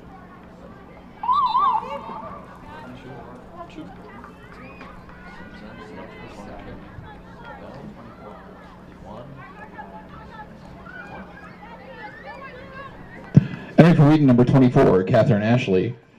Entering for Elmhurst, number 17, Amantha Shafabadi. As you can see, I was wrong about the corner kick. It is a goal kick. From our angle, it looked like the Elmhurst defender steered it out of play, but the referee ruled that Setron got the last touch. Now it will be a Wheaton throw-in in the attacking third. Oh, and we got a ball underneath the stands. You run that risk at Joe Bean Stadium. Ball girl looking around, not quite sure what to do. And now it'll be another goal kick for Elmhurst. JP, you want to run down there and help her out? Might need an agile crawler to get underneath those stands. I think my shoulders might be a little too wide for that gap. Fair point.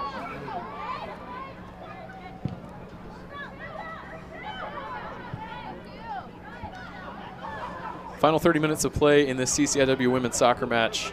Wheaton enjoying a 3-0 cushion over the neighboring Elmhurst Blue Jays, who are set to fall to 0-11 on the year. Beautiful skill right there from Rebecca Max. Cutting into the box, nearly fell for Walmer and Ashley. Still alive, here's Tori Seelan picking up the loose ball.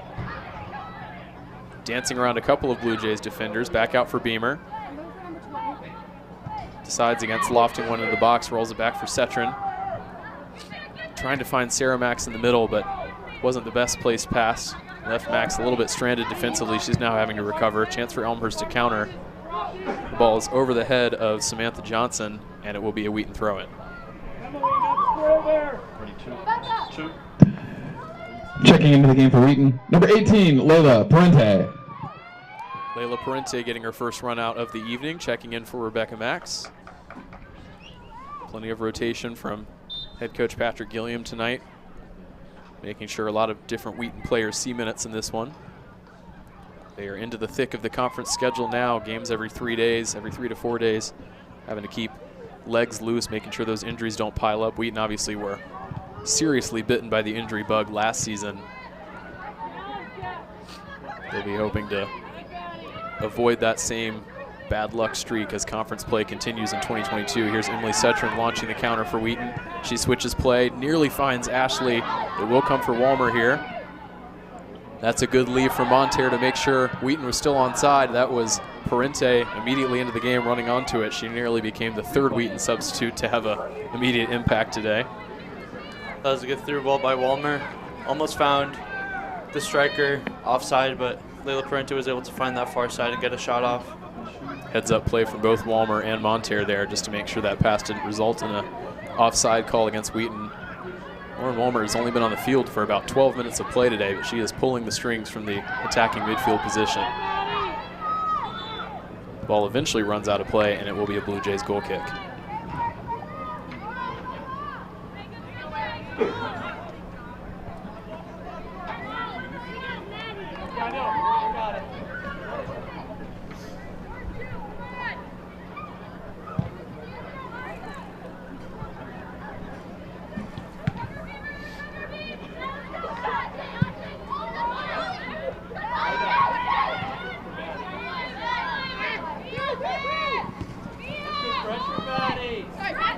Ashley couldn't quite keep that in play. It will be a Elmhurst throw-in on the near side as they make a substitution.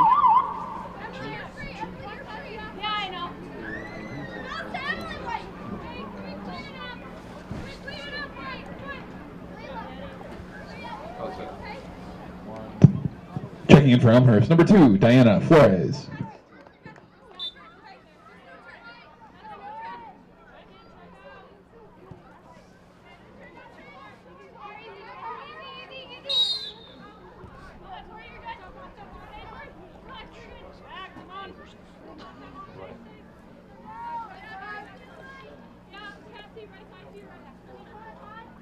Wheaton men's soccer team beginning their pregame warm-up off to our left on the football field as they get set for their 7 p.m. clash with Elmhurst to wrap up a 3-sport day between the Thunder and the Blue Jays. Lauren Walmer running onto it. It's booted out for a Wheaton throw-in. Wheaton will be looking to complete the sweep over their neighboring opponents this evening, having already beaten them in football and barring a dramatic late comeback, notching their second win here in women's soccer. Here's Catherine Ashley putting a ball into the box. She'll collect it. Nice perseverance there from the sophomore. Here's Lauren Walmer. Comes back to Ashley. She hits it first time, and a comfortable enough save there for Velchek.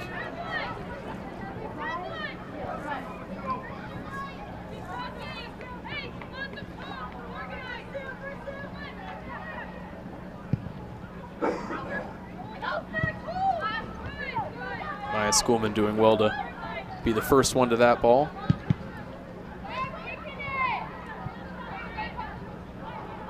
Carly Fadum keeps possession by rolling it back for Beamer. Here's Cetrin checking back to the midfield. Tori Seelan gets the shout. There was a player on her back, so she wisely plays the way she's facing. Here's Cetrin out for Beamer. Nice ball movement again from the Thunder. Looking to build an attack. Flag stays down on Parente. Beamer with the first time ball into the box. Setron picking it up. Blocked out, but it will come for Schoolman. Catherine Ashley trying to corral the loose ball, and she can't quite keep it in play.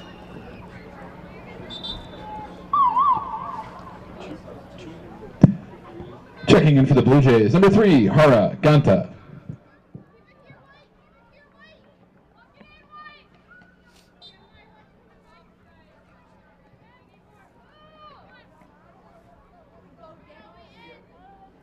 Well, JP, it was a tough start to the conference schedule this season for Wheaton, suffering a 5-0 defeat at a strong Illinois Wesleyan team down in Bloomington, but assuming they go on to close this one out, 0-0 draw with number 20 North Central on the road, home win in your opener. Can't have many complaints with that. Yeah, like you said before, the worst should be behind them, according to, just statistics alone. They've been picking it up this game. First half was a little slow to get started, but they're definitely getting on their scoring streak now. 3 goals. This is around the most they've scored in a while, and now they have 3 goals in conference, as opposed to the 0 goals they scored in the last few games. So Wheaton's definitely looking optimistic for the next few conference matches away. That is a good point. Their 3 goals today matches their previous season high in the 4-3 loss at UW La Crosse a few weeks back. The Thunder have yet to net 4 in a match this year. They'll fancy their chances in the final 20-plus minutes of this one.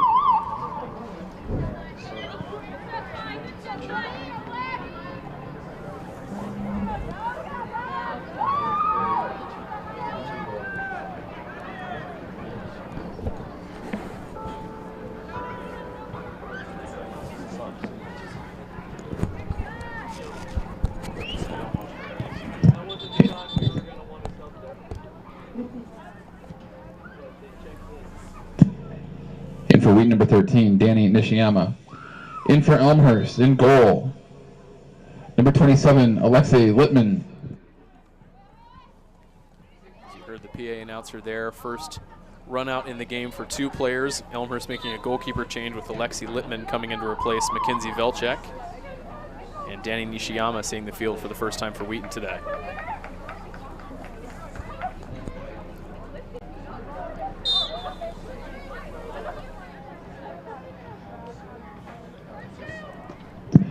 For Elmhurst, number 6, Olivia Trifetti.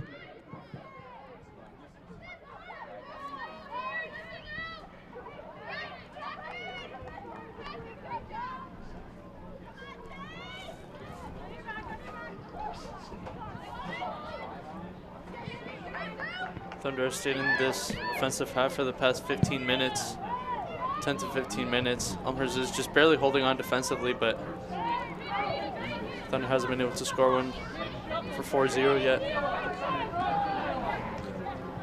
Elmhurst, hearing JP's point, is now determined to break into the attacking third and try to fashion a chance, but Lauren Ketchum is there to sniff out any danger. They've done well in committing numbers forward today. There just hasn't been the final link up to unlock the Thunder back line, who've been very vigilant today, and obviously a solid goalkeeper between the sticks for Wheaton and Lauren Ketchum. It's going to take a lot to beat her this afternoon. Here's Lauren Walmer on the strike, trying to add her name to the score sheet, and it's the first save for Littman. That was a good play by the Thunder. You could hear the bench kind of calling for Catherine Ashley to take that shot. You could see the goalie went out way further than she was supposed to be, especially on that dangerous long through ball.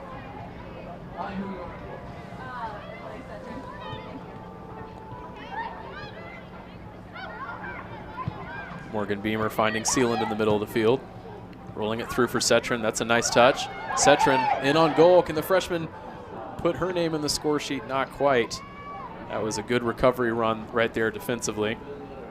As we see on the replay, Setron, great pace just to break through the Elmhurst back line. And Mia Asanato, who has been very solid defensively for Elmhurst today, called her name quite a few times. Just cutting across Setron to throw off any good look at goal that she would have had.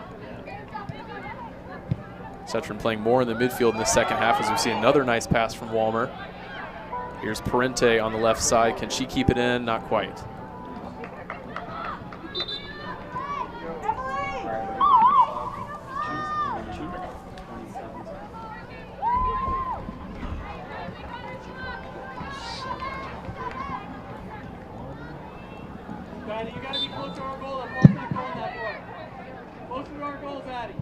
the game for the Thunder, number 10, Molly Thorne. If that is the last we see of Emily Setron today, she can be proud of her performance. She didn't score one today for the Thunder, but she was a thorn in the side of the Elmhurst back line, making a number of dangerous runs. Her and Lauren Walmer have had a real impact on this game for Wheaton. The freshman pairing will be certainly ones to keep an eye on in future seasons with Wheaton. And it will be a goal kick for Elmhurst.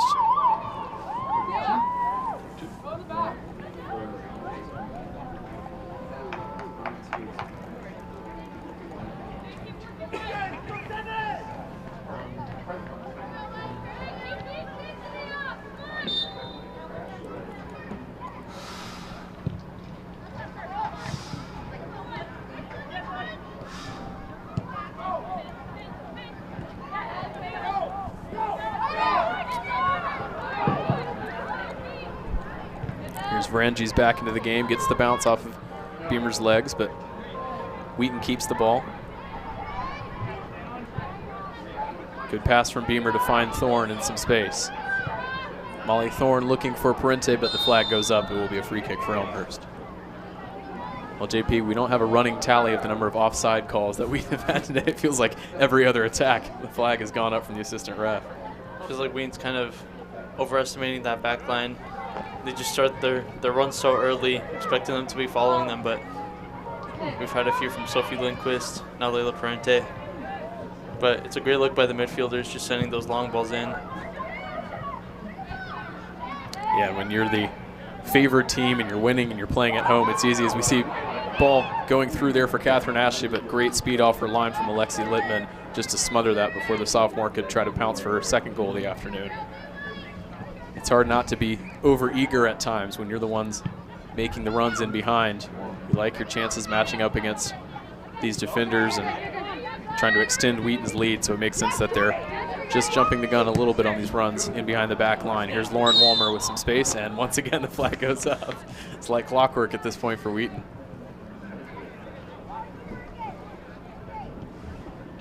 I think head coach Patrick Gilliam and his assistants will be very pleased that they're 3-0 up. That means these offside calls don't really have an impact on the game. If it was still 0-0 or even 1-0, that would be a real source of frustration for the Wheaton staff.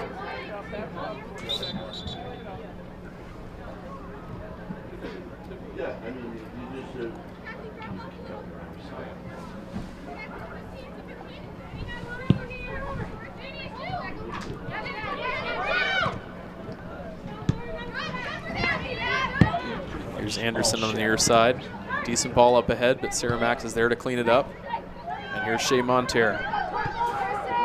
Rolls it out wide for the on-charging Morgan Beamer. Nice cut back there to evade her defender. Here's Parente. Allowed to run forward, but inadvertently carries the ball over the line for a goal kick.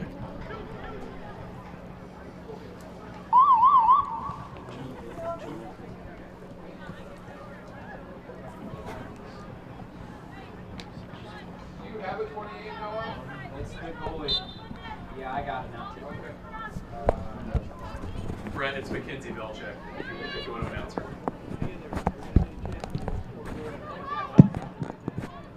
Re-entering the game for Elmhurst, number 28, Mackenzie Velchek. That's another great ball over the top from Lauren Walmer. Molly Thorne running onto it. It just bounces off the outside of the post. The senior captain nearly becoming the fourth different goal scorer for Wheaton today. Lauren Walmer once again playing provider. Dainty little looped pass over the back line. Thorne checked her run and did well to catch the volley out of the air. Goalkeeper Littman was stranded for Elmhurst. She was just hoping that that one would bounce wide, and that's what it did. Wheaton knocking on the door of number 4 here, trying to record a season-high goal tally this evening.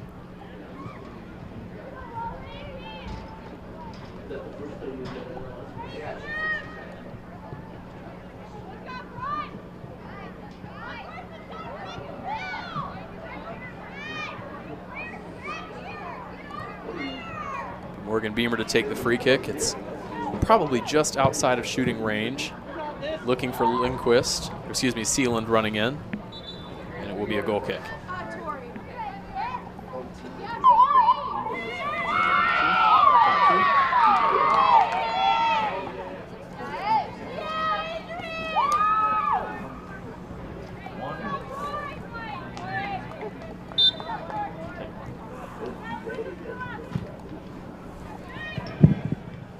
Checking in for Wheaton, number 14, Adrienne Carter. Adrienne Carter checking into the game for Wheaton for her first appearance of the season.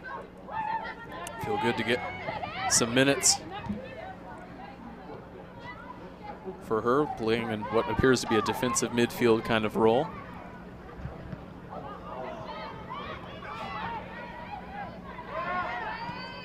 Good physicality shown by Monteer there. Here's Thorne picking up the pass. Monteer with the switch out to Catherine Ashley. Can she get there? She does. Goalkeeper spilled it. Catherine Ashley buries her second of the match, and it's 4-0 to the Thunder. Wheaton hits 4 for the first time this year.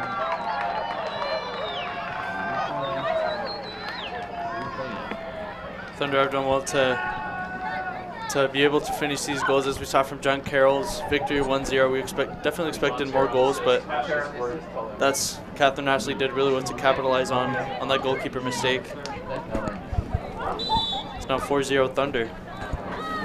Catherine Ashley determined not to let the goalkeeper just pounce on that ball without facing any sort of pressure, and she forced the mistake from Lippman, who just couldn't quite bring the ball under control in time. The goal for number 24, Wheaton, Catherine Ashley, assisted by number 11, Shea Monteer. Ashley netting her third of the season to make it 4-0 to Wheaton. And this week has been just what the doctor ordered for the Thunder after a rough start to the campaign. That's a great ball from Danny Nishiyama. Thorne not quite able to get there in time. Gaps beginning to appear in the Elmhurst back line as Wheaton looks to stretch their lead even more. And JP, the Thunder are having fun right now. Yeah, on that second goal, we had the exact same pattern as the first half. We had Shea Monteer play a ball into the middle and Catherine Ashley just capitalizing off that opportunity. Definitely hoping for some more assists from the midfield. That's a good point. It is the second time this afternoon that those two combined. Different kind of goal. That one was an excellent diagonal pass from Monteer, whereas the first one was a bit of an inadvertent layoff in front of an empty Elmhurst goal in the first half. As we see. For Elmhurst, number 13, Madison Rivera. A rare instance of a substitute not even coming onto the field. She just stepped up and took the ball for the throw-in. Good win there from Nishiyama. As we see McKenna Gully check in for the first time for Wheaton here in the next few seconds. It'll be her second appearance of the year. Catherine Ashley with a searching ball up ahead for Thorne, but that was blocked out well from Johnson.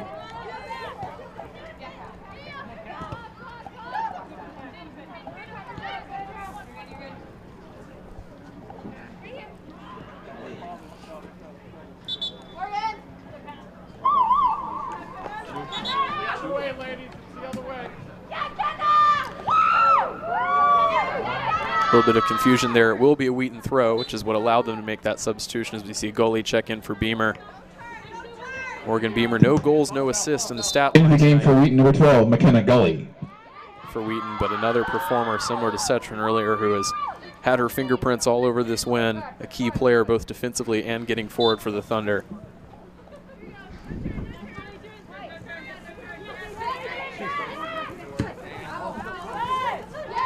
Referee says that one stayed in. It will trickle all the way through for Lippman.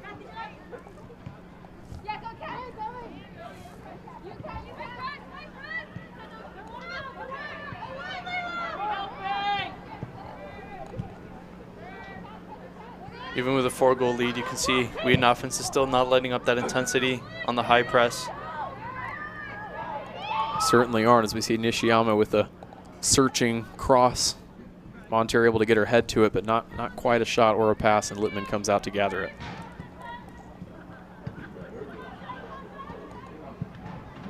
That's exactly right. The intensity from this Wheaton team, especially in the midfield and forward line. The defense is pushed up so high in the field, Elmhurst are kind of confined to their own half of the field. As we see Nishiyama with another long ball into the box there. Elmhurst just with no room to breathe, playing out from the back, and the Wheaton high press is on. As we see another forced turnover there, it'll be a throw in for Wheaton.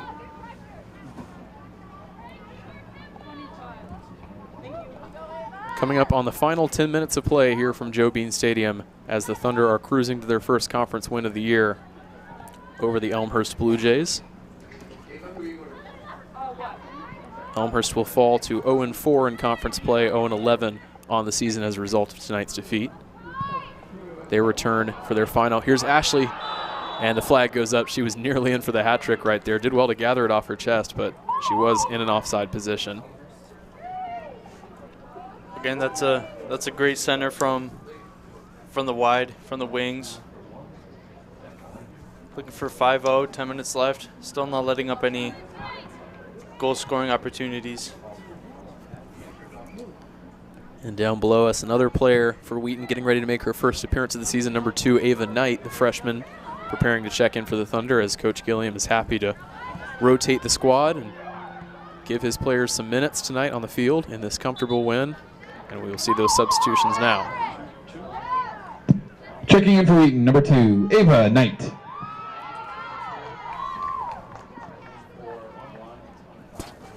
Checking in for Elmhurst, number 10, Camilla Rubio.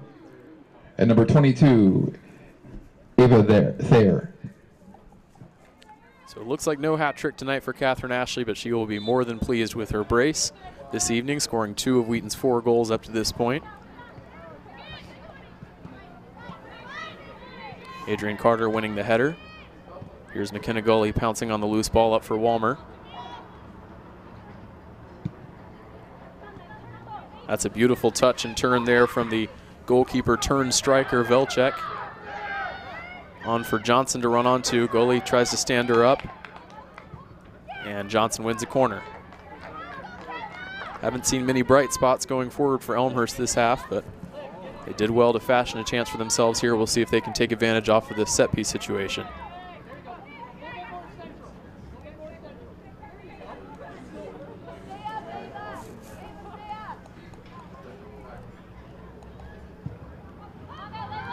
Elmhurst trying to take a page out of the Wheaton book, going short on that corner.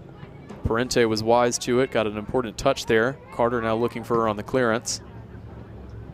Velchek running onto this one, her and Gully shouldering each other. And a little miscommunication there, out for a Thunder goal kick.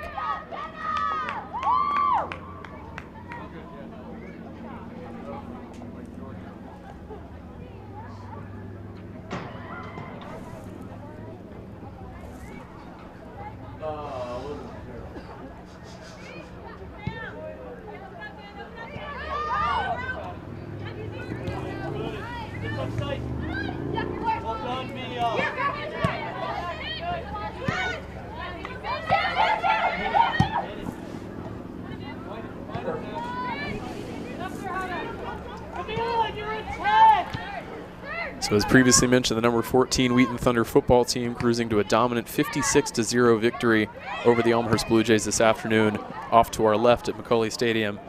Now it's the Wheaton women's soccer team's turn, currently nursing a 4-0 advantage over the Blue Jays. We'll see if the men's team can complete the hat trick tonight as they host Elmhurst in a conference showdown. Be sure to stick around for the final act of Homecoming 2022 here at Wheaton College. Jacob Fabma and JP Rodriguez on the call for that one, starting approximately 30 to 45 minutes after the end of this match.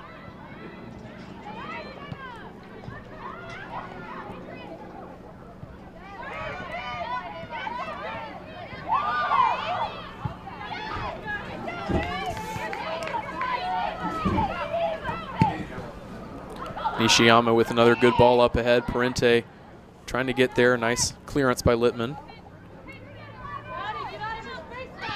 Elmhurst still trying to prevent the Wheaton clean sheet and get their name on the scoreboard. Calm play there from Sarah Max and from Ketchum.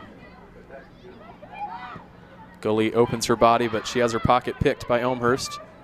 And that was a shot attempt there from number 10, Camilla Rubio. Looks like it's just not going to happen tonight for the Blue Jays offense, but a whole lot of credit needs to go to that Wheaton back line. They have looked very confident and self-assured, no doubt gaining confidence from the important clean sheet against North Central on Wednesday night. Here's Parente, coast to coast for the Wheaton Thunder. Can they add number 5? Oh, they can, and it is a beauty. Layla Parente with her first goal of the season, upper 90 postage stamp, and that is Wheaton women's soccer at its finest. Since she subbed in, you've seen just nonstop, just those fast runs. Layla Prentice got great pace on that left wing. She was able to catch that ball, bounce above the defense. Beautiful finish on that top right corner from the opposite side. And if you were scratching your eyes at that replay, don't. Lauren Ketchum will be credited with the assist on that goal, booting a long ball all the way over the top. It did not take a touch off of any player. It bounced right over the Elmhurst back line, and Parente was there to pounce. 5-0 in sweet fashion for the Wheaton women's soccer team. The goal for number 18, Wheaton's Layla Parente. Assisted by 0, Lauren Ketchum. Parente from Ketchum. And you can hear the response there on the sideline. Lauren Ketchum trying not to smile as her teammates cheer for her. That is a rarity, a goalkeeper assist. One to treasure there for the 5th-year senior. Capping off what has been a smooth and confident performance here for the Thunder women's soccer team. Oh, great skill there from Shea Monterre.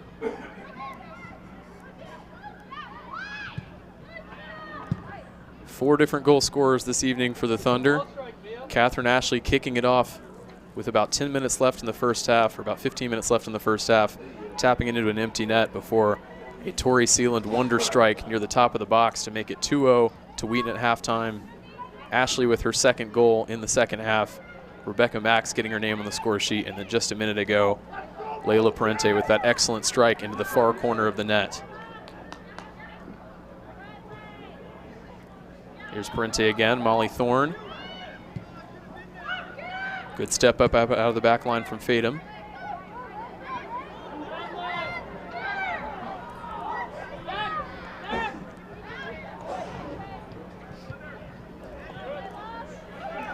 Great ball up ahead for Parente to run onto.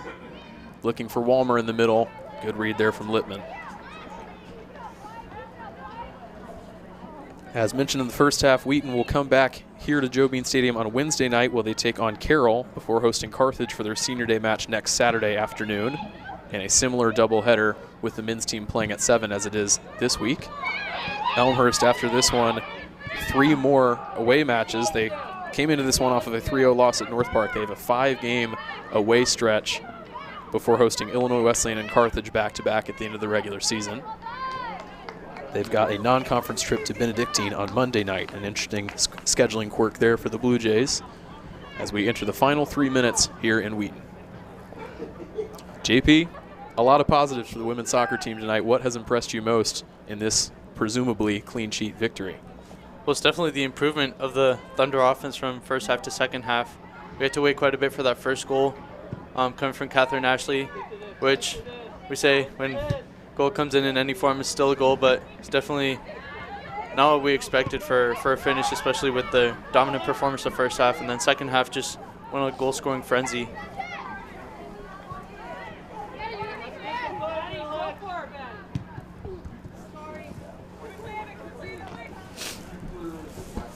Yeah, that's a great point. Definitely a kind of night and day look for the Wheaton offense between the opening 30 minutes and then the rest of this match. And kind of unsurprisingly with how the balance of play has unfolded, it felt like the floodgates opened after Ashley scored that first goal. Wheaton just gaining a lot more confidence in front of the net. Some clinical finishing, really. 4 of the 5 goals have been tough finishes into the back of the Elmhurst net.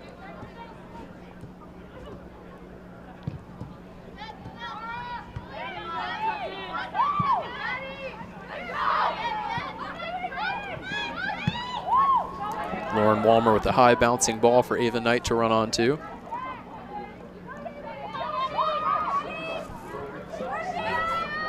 Comes out for Nishiyama. She'll play it back for Walmer. Nice little triangular passing here. That one is just too much for Knight, and it will be a goal kick for Elmhurst as we enter the final 80 seconds of play.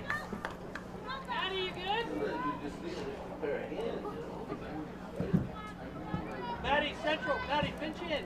Pinch in. Pinch in. Pinch in.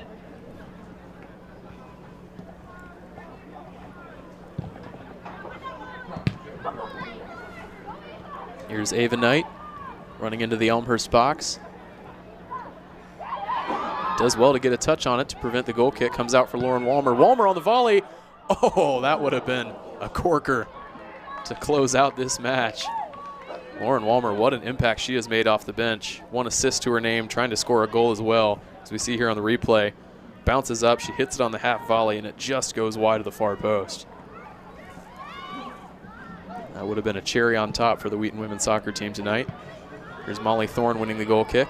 Nice touch up ahead, and now might be Walmer's moment. It is! The freshman puts her name up in lights. Another clinical finish, and it is going to be a 6-0 victory for Wheaton in their conference home opener. 28 seconds left in the game, and Walmer was finally able to get that goal off literally seconds after hitting that volley kick into that left side. Well, and boy, has she deserved it. She's arguably been Wheaton's player of the second half, making all sorts of things happen going forward. And the 2 substitutes combining, Molly Thorne on the assist, Lauren Walmer with the finish into the corner of the net. The goal for number 5, Wheaton's Lauren Walmer. Yes to the 10. Assisted by number 10, Molly Thorne. 10, 9, 8, 7, 6, 5, 4, 3, 2, 1, 0. The final score here at Joe Bean Stadium for Wheaton's homecoming. Wheaton 6, Elmhurst 0. You can see the A reminder that in 35 minutes, Wheaton will host the Elmhurst men's soccer team here for homecoming. That game is scheduled to start at 7 p.m. Elmhurst men's team just walked onto the field, looked up at the scoreboard saying 6-0 Wheaton. Hopefully that's a good sign for our men's team this evening. Well, that'll give some determination for the men's side not to let the scoreline be the same as we saw. For fans staying for the second game, a reminder that restrooms and concession stands are both located underneath the grandstand of the football stadium, which is located to the west of the Joe Bean Stadium. A dominant win for the Wheaton women's soccer team here tonight as they opened conference play at Joe Bean Stadium. They improved to 1-1-1 in the CCIW. Elmhurst falls to 0-11 and 0-4 on the season. 6 goals and a clean sheet, just what the doctor ordered for Wheaton women's soccer. Thank you for joining us for part 1 of tonight's CCIW doubleheader. Be sure to stick around in 30 minutes time for the men's match between Wheaton and Elmhurst. Gabriel Woodowis and GP Rodriguez signing off from Wheaton, Illinois. Have a lovely rest of your weekend.